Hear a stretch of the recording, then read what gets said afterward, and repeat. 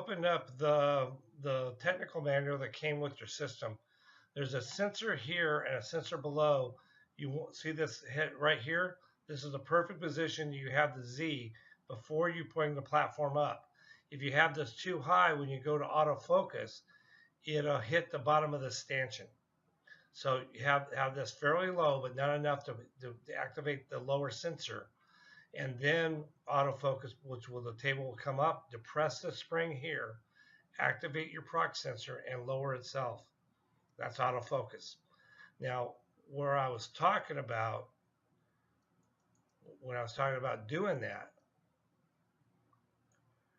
is right here. You'll arrow down to Z move and use your right and left arrow keys to bring this down to where you're close to that sensor. See, this is actually too far. You want that a little higher, just above this orange sensor here. Then you move it down. Left or right arrows brings the platform up fairly within half an inch of the nose cone. Then you go to autofocus, hit that. The table will move up, touch it. For those of you with a 5598 at that point, this will move down and touch it. Okay.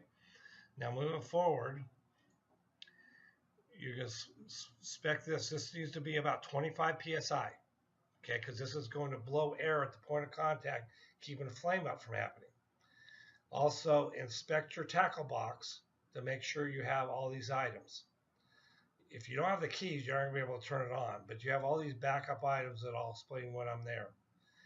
If you have purchased an HP and you have not purchased on-site installation, there could be problems. This is not a machine that is self-taught, even for somebody who's ran lasers before, because it does a lot of things that a normal laser doesn't do. So inspect that. Also go through, re-inspect that tube one more time. Make sure you don't have any leaks.